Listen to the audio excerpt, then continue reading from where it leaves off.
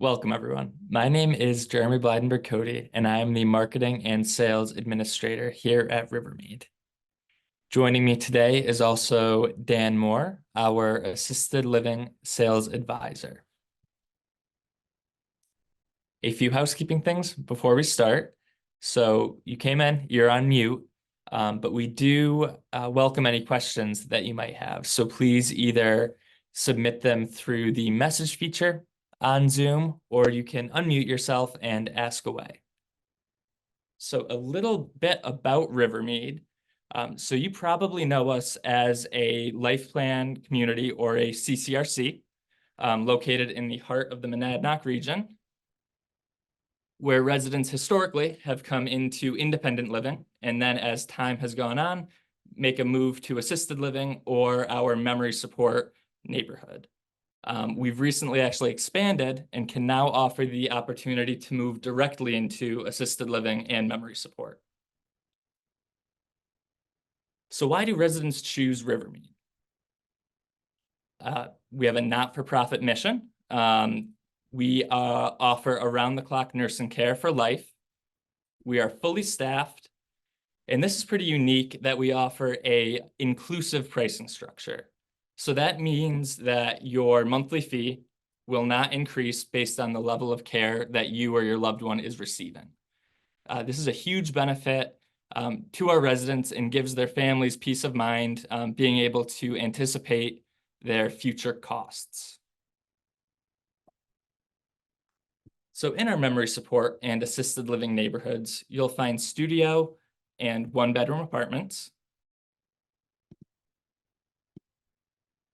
In these neighborhoods, you'll also find outdoor patios, screen porches, gardening spaces. We have recreation areas. We have nurses nearby 24/7. We have home-like environments, so really nice living rooms, gathering spots. We have dining venues. 3 meals a day are served restaurant style in assisted living and memory support. We offer housekeeping. We have transportation to medical appointments as well as shopping. And then we also have 24/7 access to physicians through Tembo Health. So if your loved one has a medical concern, wants to speak to a doctor, they can pull up Tembo Health or have our nurse, one of our nurses, help them pull it up and within minutes kind of be face-to-face over a Zoom call with a physician. And then what's unique about assisted living and memory support at Rivermead is that it's connected to the entire Rivermead community, including our independent living spaces. So we have various dining venues. We have some really nice outdoor spaces. We're on about 96 acres. We have more fitness spaces, an indoor pool. We have 2 libraries on our campus. We have game areas. We have an auditorium where we have different concerts and presentations throughout the month. We have off-campus trips and events and happenings. And there really is nothing like seeing it in person. So if you think that you or your loved one might be a good fit for assisted living or memory support at Rivermead in the future, it's never too soon to take a look around and see what we have to offer. So without further ado, I will introduce Susan, who is the Vice President of Programs and Services, who will be our presenter today. So welcome, Susan. Hi, Jeremy. Thank you. And so nice to see everybody. Good afternoon. Happy Friday, everyone. So my name is Susan Ankoviak, and as Jeremy mentioned, I work for the Alzheimer's Association. I am the Vice President of Programs and Services.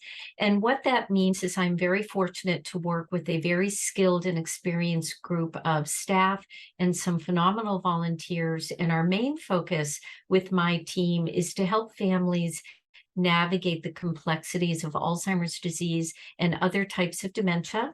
We have a 24-hour helpline where you can talk to us about any questions or needs at all related to Alzheimer's, any other form of dementia, any question or concern about brain health, please feel very welcome to reach out to us. If you call our helpline, and I have all of this at the end of the program for you, if you reach out to us at any time, you are talking to us at the Alzheimer's Association. This is not an answering service.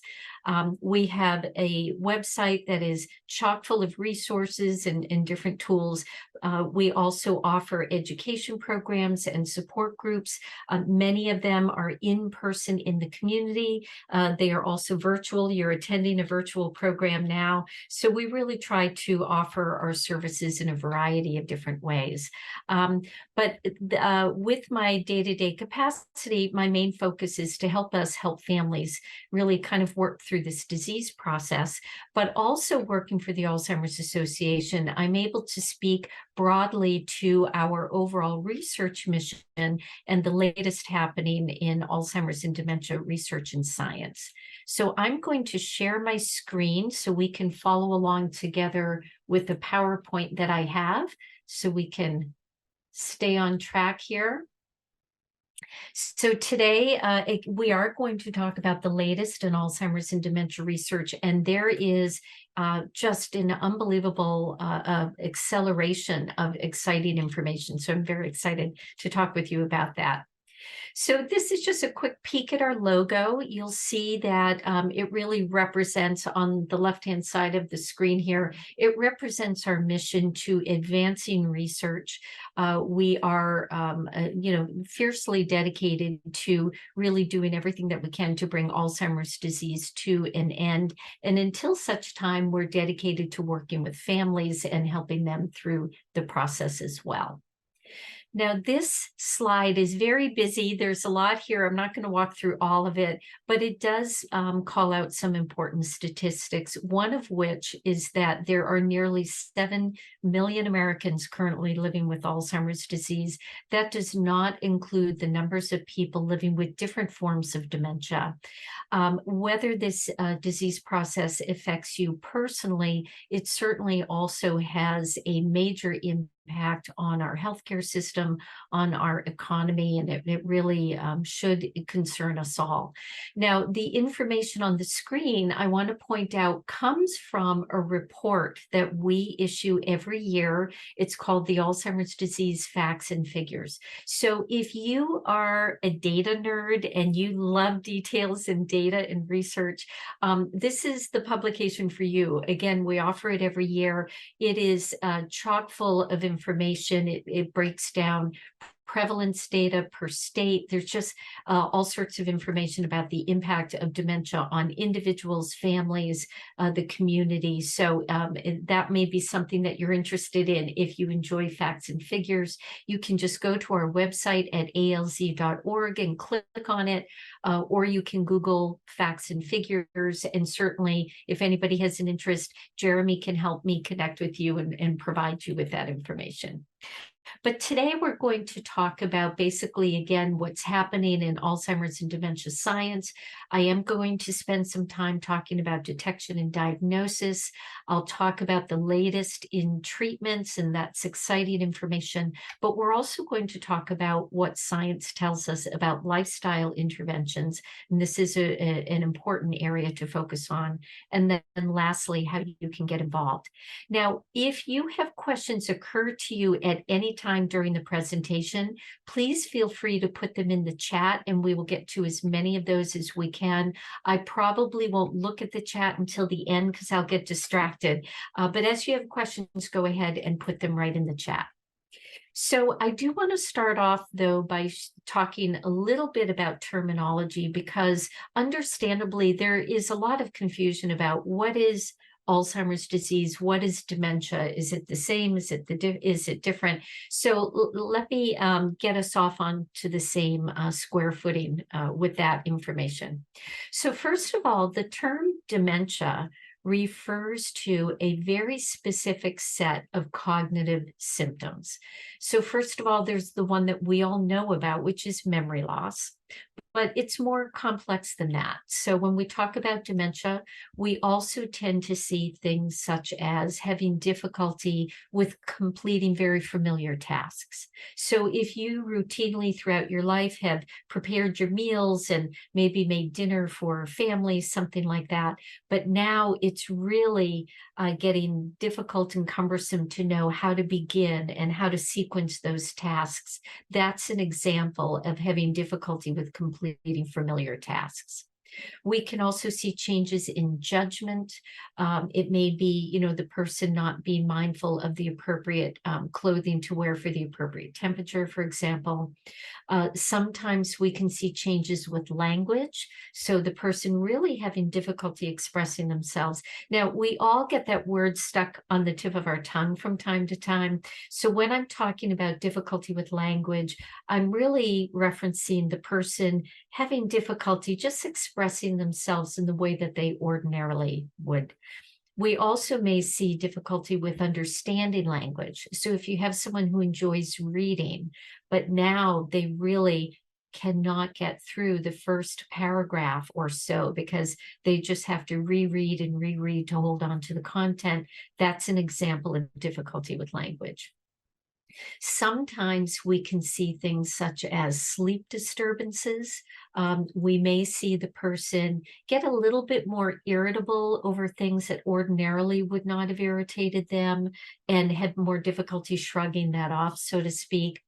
In some cases, we can see things such as agitation. In some cases, we can see even things like hallucinations.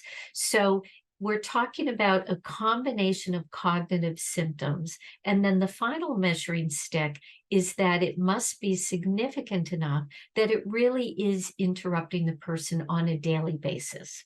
So dementia is that umbrella term describing a combination of cognitive symptoms that are present in some way every day. So the question becomes, well, why is this happening? What's causing these dementia symptoms? Well, Alzheimer's disease is a distinct brain disease that causes dementia symptoms.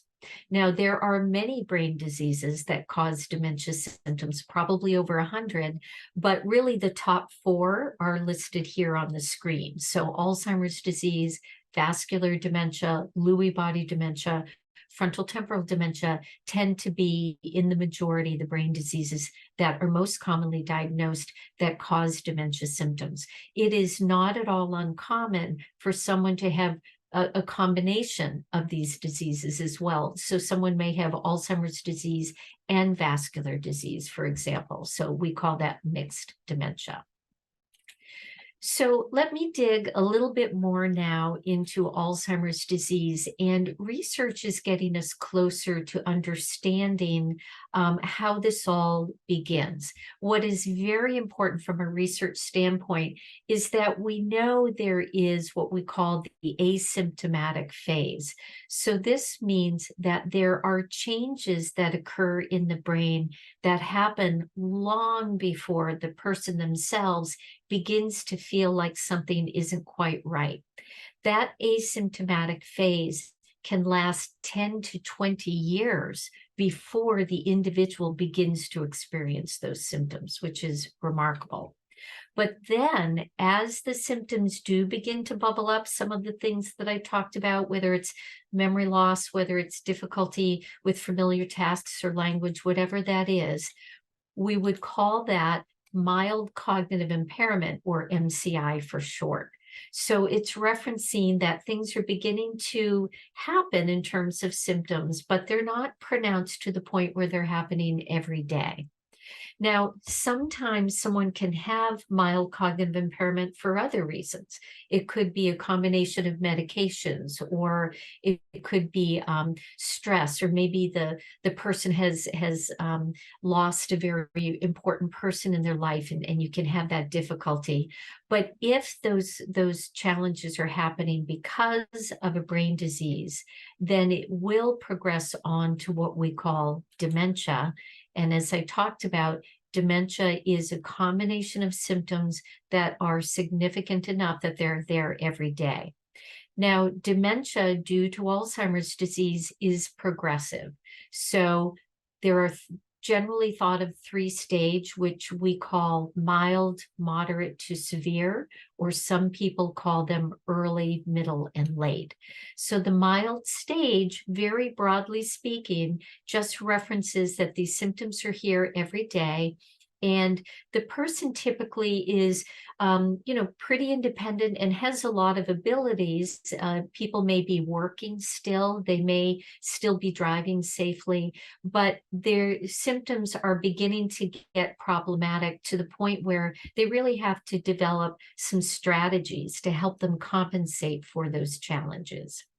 But then as the disease progresses into the moderate or middle stage, we're seeing those symptoms become more pronounced, and it is becoming very difficult for the person to remain as independent as they were, and are starting to transition to need more support and assistance. So it may be that the person is beginning to think about having services come into their home to help them out, or maybe they're thinking about going to an adult day health program for the social aspect, but also to lend an important foundation of support for them.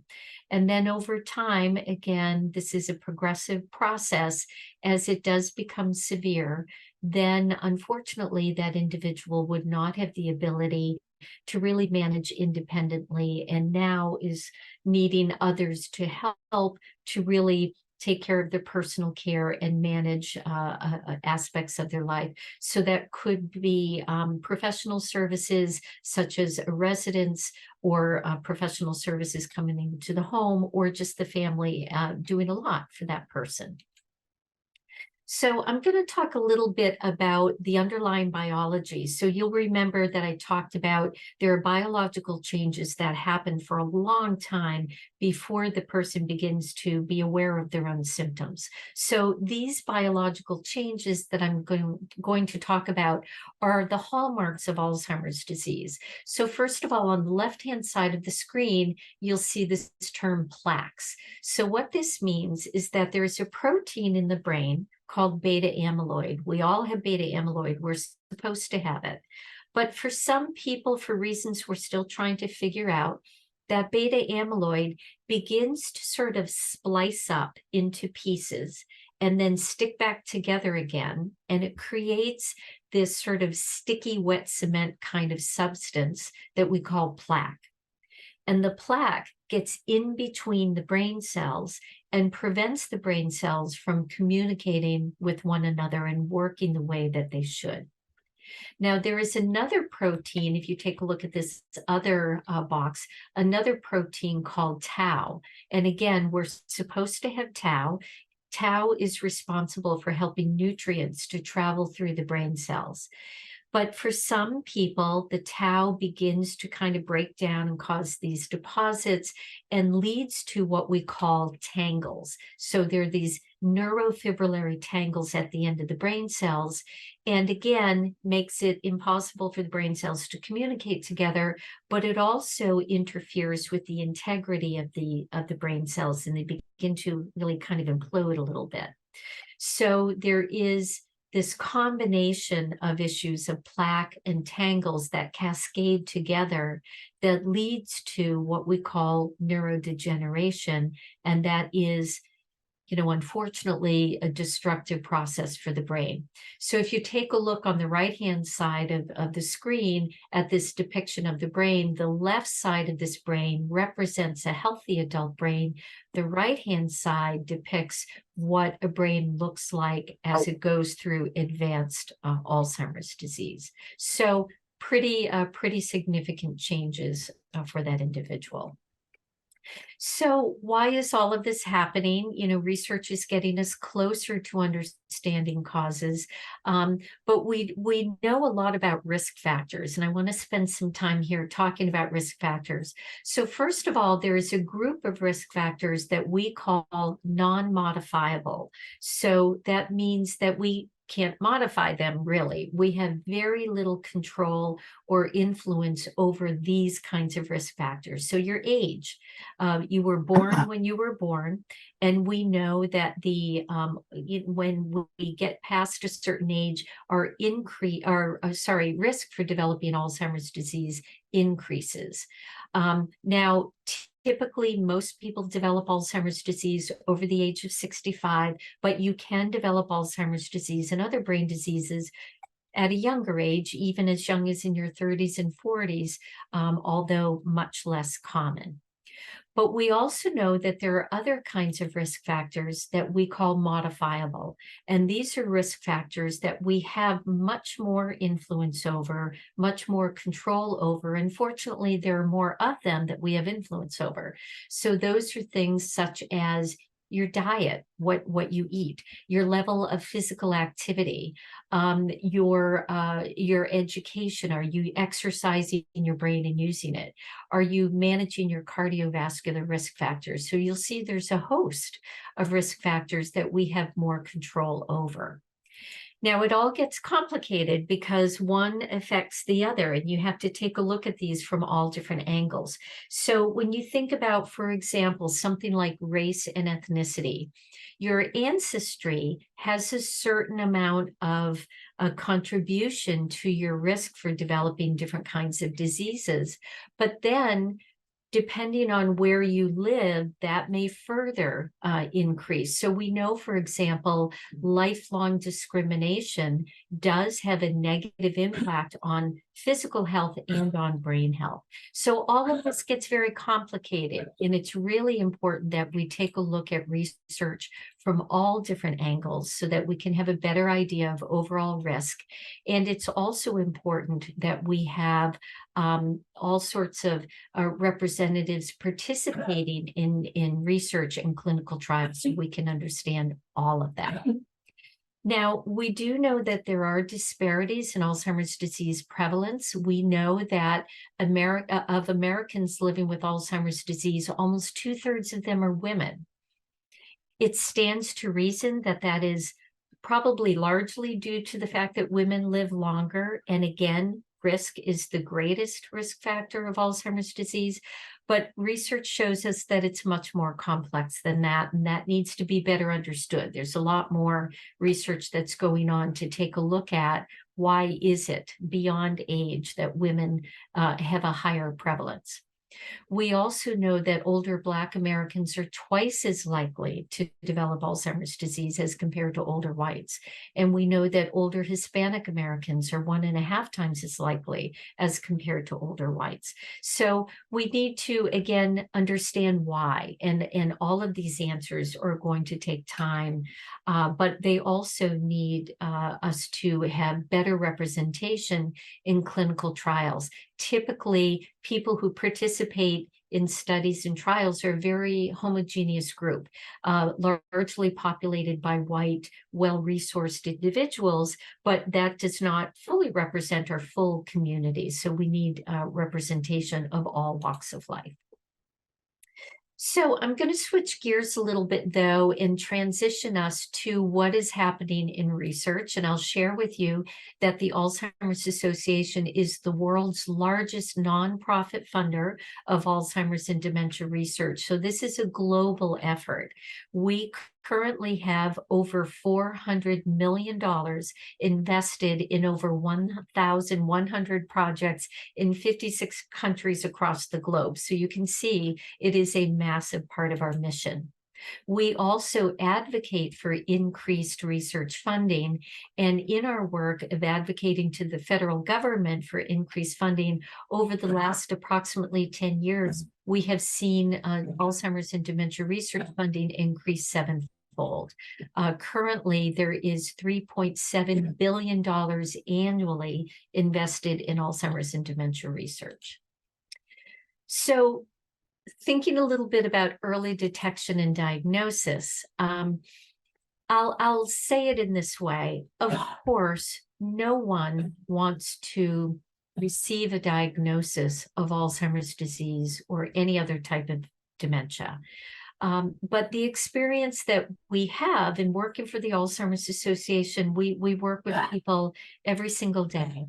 And we hear too often the frustration that so many people express when they are going through this process of beginning to recognize that something's not quite right.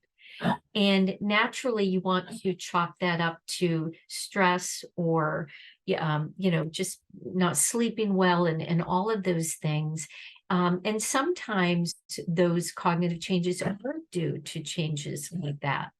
But if an individual is really worried and they're finding that this is really not right, and in my heart, I know that I need to look into this, and then the person goes to the doctor's office, we are not today adequately diagnosing individuals who have kind of gotten up the courage to come in and look for those answers.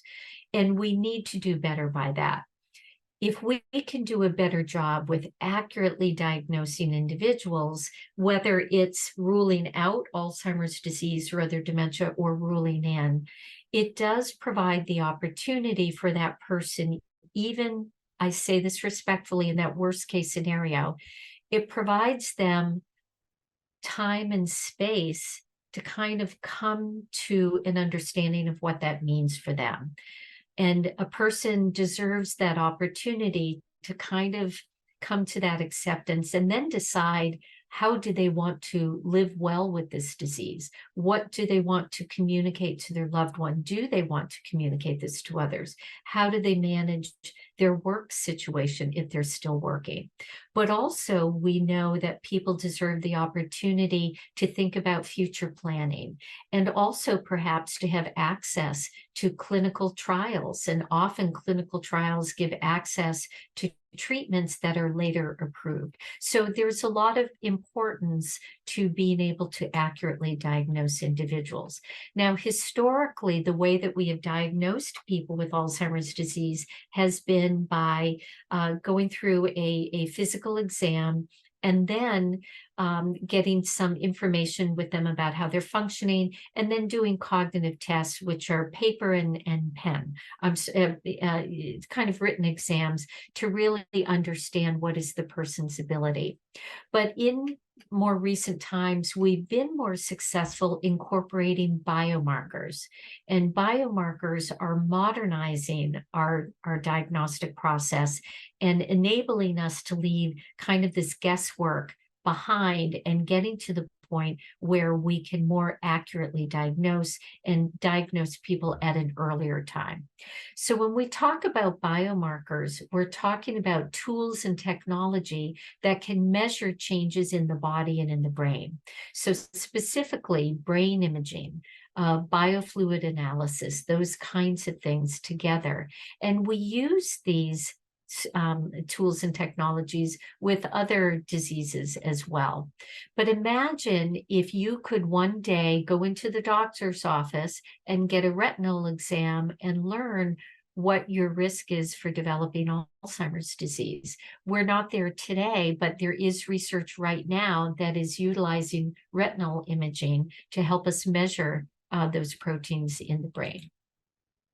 So to dig a little bit further, when we talk about brain imaging, we do today have the technology available to us to use PET scans. And the PET scans can measure that amyloid and tau that I was talking about earlier. It can measure the amyloid and tau in the brain and allow us to see if that is existing in the brain and to what extent, which helps us with more accurate diagnosis. We also know that biofluid tests are on the verge of being more readily available. So currently today, we can use what is called cerebrospinal fluid. So that's the fluid around the spine and the base of the brain through a lumbar puncture or a spinal test. And with that, again, we can measure those proteins in the body. Blood markers are becoming more reliable. We have more room to go before blood tests are accurate diagnostic tools for Alzheimer's disease, but we're making remarkable progress in the use of blood work as well. So the combination of these things, doing that overall physical exam, perhaps some of that cognitive testing, not perhaps, the cognitive testing is important and continues to be important, but then incorporating biomarkers such as brain imaging, biofluid analysis is our opportunity to accurately diagnose and at an earlier time. So now I'm going to transition us a little bit to talk about, okay, where are we with treatments and what do we know about risk reduction? So this is very exciting. Research now tells us, science tells us that up to 40% of dementia cases could be prevented or delayed by targeting those modifiable risk factors that I referenced before. You see examples of them on the screen: physical activity or exercise, nutrition, your diet, and cognitive stimulation. So we're seeing more and more studies that show us that utilizing those lifestyles are protective for the brain. And what we are looking at moving forward is exciting. So the Alzheimer's Association is leading and funding a critical study called US Pointer. So this is a 2-year trial in which we've recruited over 2,000 participants, and they are engaging in a combination of lifestyles, not just one, but a full combination. So nutrition, physical activity, cognitive activity, which includes intellectual and social stimulation. And then the fourth is monitoring your other, overall health, so your cardiovascular risk factors. The combination of those things together, we are evaluating if that will protect cognitive decline for people who are at risk for cognitive decline. This is patterned after a study that was done in Finland about 10 years ago that showed positive outcomes. And now the race is on to replicate that study in different parts all across the world so we can see, can we make this happen in different cultures as well? Because imagine the lifestyle in Finland is probably very different than it is in the United States in terms of level of physical activity and nutrition and those kinds of things. This study, US Pointer, will come to a conclusion about a year from now in the spring of 2025. And after that time, we will learn in a rollout fashion all sorts of data. And again, all of this rolls up into a worldwide effort. I believe I'm correct to say that somewhere between 25, 30 countries are involved in either producing this study, or they're in the process of evaluating if they will, but we are expecting a massive amount of global data around lifestyle. So incredibly exciting. All right, so bear with me now, because now I want to talk about a different kind of therapy, and this is the pharmacological approaches or drug treatments as well. So originally, Dr. Alzheimer observed the symptoms that we now call Alzheimer's disease back in 1906. But it took a long time before we could develop any drug therapies that were designed for Alzheimer's disease, the first of which came 90 years later in 1996. You'll see this group of medications, these 5 medications, are all grouped together in one category. And these medications were designed to try to help manage the symptoms of Alzheimer's disease. For the first few, it was important that they were introduced early on. As more were developed, they've been able to be introduced a little bit later in the progression, but they hold in common the idea of attaching to chemical messengers in the brain and just trying to help manage those symptoms throughout the course of the disease. Now, next, what we found was a different strategy, which is, science builds on science. And I say we, this was not me. The researchers took a look at other existing treatments for other diseases to see if they could be helpful for Alzheimer's disease. And this is one example. Belsomra is a treatment that was designed for another process to help with insomnia. And in 2020, it was approved for the safe use for people living with Alzheimer's disease who have insomnia as well. So a different strategy there, taking a look at existing treatments and could those be helpful for Alzheimer's disease. But this is where this gets really exciting here. So in 2021 and last year, there were 2 new medications that were developed that now are considered disease-modifying treatments. I'm going to go back to them and spend time on them in a moment, but I'll skip ahead to say, most recently, there was another medication, again, an existing medication for other processes, but Rexulti is a treatment that was approved by the FDA to help with agitation related to Alzheimer's disease. And then this very busy graph just tries to represent that we have treatments available at different stages of the disease. But I really want to talk about this more recently approved group of medications. So here we have Aduhelm and Leqembi. I'm going to focus on Leqembi because these two medications are of the same category, the same type. They're called a monoclonal antibody, but Aduhelm is going to be sunsetted. And this is not unusual, as I understand it, for new classifications of medications. So sometimes what happens is you have a medication developed, and then again, science builds on science, a new medication of the same type but better comes along, and it kind of makes the original obsolete. Overall, researchers and clinicians felt, I'll say it in my layman's term, but felt more confidence around Leqembi in terms of the value of it. Clinical research showed it was more effective, but also there was more confidence around the potential for side effects with Leqembi. And there was some mixed reviews or even controversy around side effects related to Aduhelm for some people. So Aduhelm is going to be discontinued. Leqembi will continue. So how does this work? So Leqembi is what is called an infusion treatment. So it's delivered through IV. It is delivered every 2 weeks. And what it does is attaches to that beta amyloid plaque in the brain and flushes that out. And the result of that is that it slows the progression of Alzheimer's disease for people with very mild symptoms. This is not a cure. It does not at this time show us evidence necessarily that it stops the disease. It does not reverse it. It does not cure. But this is incredibly important because for the first time, we can actually affect the progression of the disease. We can touch the disease and actually slow it down with this therapy.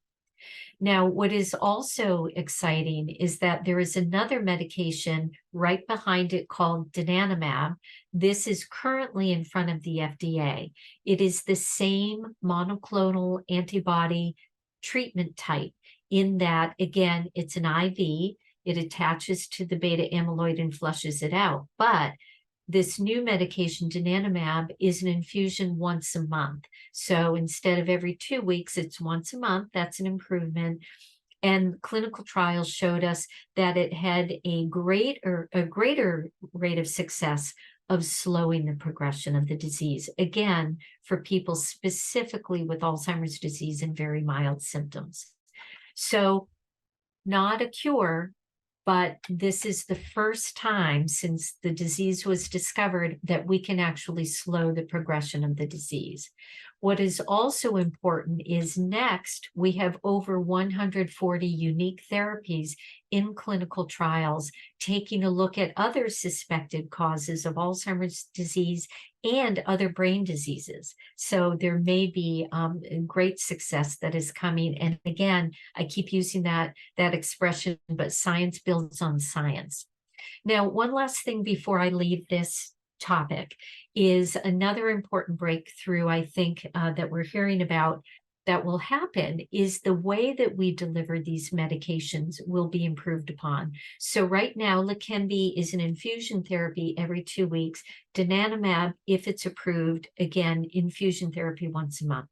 We do believe that what will happen is that the way these treatments will be delivered is self-injectable, almost like an EpiPen for someone who has an allergy, hopefully enabling people to deliver this at home. So imagine what that will do for access. So instead of having to find an infusion clinic and travel to that and have a rather excuse me, I have an itchy nose, a rather invasive process of going through infusion treatment once or twice a month, being able to self-administer in your own home will be much less invasive in people's lifestyles as well as the actual treatment itself. So lots to come. It's an important time. So I'm going to start transitioning down again. I welcome your questions in the chat here, but I will say that, you know, research needs two key things. One is money, a lot of it, and we are making progress, but we need to keep up that fight. But research also needs people. And again, as I talked about earlier, this is a very complex disease process, and I've been talking mostly about Alzheimer's. There are other brain diseases as well. It's all very complex, and we need people to participate in studies and clinical trials. You heard me talk a lot about medications just now, but prior to that, I was also talking about studies that have nothing to do with medications and all to do about lifestyles. There are different studies out there too that take a look at stress and sleep and all sorts of different things. So we need people, and we need people who represent our full community.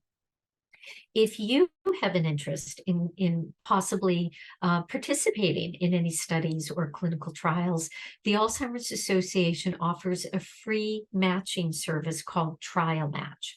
So you can go to our website at alz.org and you'll find Trial Match prominently displayed, or you can go to alz.org/trial match. And again, I'll have that at the end of this PowerPoint. And what you do is fill out a very simple profile. It only takes you about a minute or two. And based on what your interest is, you'll be notified about potential trials that might interest you. You are not signing up for them, you're not obligated, but you'll learn about those opportunities. And then when you're ready, you can reach out to those organizations and institutions and learn whether or not they may be something for you to participate in. So I just want to wind down for some resources, and Jeremy is able to make these resources available to you if you have an interest. But we are available 24 hours a day through our website at alz.org. We have so many resources there that I'm going to give you a tip. If you can't find what you're looking for, which sometimes I can't because there's so much, I then recommend the bottom here that you call our helpline. Our helpline is staffed 24 hours a day by the Alzheimer's Association. So don't struggle on the website, just call us and we'll help you find what you're looking for. And we can often send resources directly to you. But alz.org has a lot of information. If you add /research, it gets you right to our research page where there's a lot. Or if you add /trial match, again, you can get to that free online matching service to learn about those resources that are available. We are excited. I've been in this field for over 30 years, and I've been talking about these possibilities for over 30 years. And today, to talk about actual treatments that affect the progression of the disease is indescribably exciting. We have so much more to go, but the fact that these things are happening means that science is accelerating, and we are very hopeful about the future. The way we will cure this disease is through research, and we're getting there. So I welcome you to join us in our mission of a world without Alzheimer's and all other dementia. But thank you all so much for your time. I really appreciate that. I will just make a plug for our 2024 Walk to End Alzheimer's coming up in October. Oh, yay. So if anyone in the Peterborough area, any of our residents that are on or waitlist members, we do have a Rivermead team, and that's happening on Saturday, October 5th this year at Keene State College. So if you want to be part of our team, let us know. We always have a really good group that goes. We have about 20 people each year. So it's a nice day to be a part of. It really is. Jeremy, thank you so much for organizing that. And I will say, first of all, I will be there. I'm always at the Keene Walk, and it's one of my favorites. We have several all throughout the country and throughout New England. I will share with you that, you know, the Alzheimer's Association's Walk to End Alzheimer's funds research and all of the programs that I talked about at the beginning of the program, but very importantly, it raises awareness and it helps people to understand what a critical mission this is, and for people to know that they're not alone. I will say, Dan, back to your question about research. There are studies that show that there is cognitive benefit in volunteering and doing things for others. So there is research that tells us that. So it's a good brain health exercise too. So Jeremy, thanks for organizing that. I'm loving that you guys are involved. Yeah, it's always a great event. Great. All right, any other questions for Susan? All right, well, Susan, thank you so much for joining us today and for the very informative presentation. We really appreciate it, and hopefully we see you at the walk. Sounds great. Thank you so much for having me. I really appreciate it. And we'll see you in October. Sounds good. And I'm just going to hand it off to Dan to wrap it up. Bye, everyone. Thank you. So I just wanted to call attention to the garden party that we're having here at Assisted Living. That's the May 31st at 2 p.m. So we'll be kind of showing off the whole assisted living. We can do tours of memory support. We'll have refreshments. So please come over, join us, see the health center, take a tour, ask some questions, bring a friend. We're there for you. So, and then that will kind of wrap up our spring virtual series. We'll be having this in-person event, but stay tuned for more summer activities coming up. And I just want to remind you that we do have immediate availability in memory support. So it would offer many of the factors that Susan had spoken about. The ability to socialize, the activities, the stimulation. So give me a call, come check it out. I think you'll be pleasantly surprised that if you haven't been up there in a while, for those of you that are residents, and for any prospects, it's always worth coming in and taking a look. And finally, again, my contact info on the bottom, and Jennifer Coles for independent living. So give us a call. We're here to answer any questions, and provide you with any resources you need. So I appreciate you all taking the time to join us, and we will see you later. Thank you. Bye. Thanks, everyone.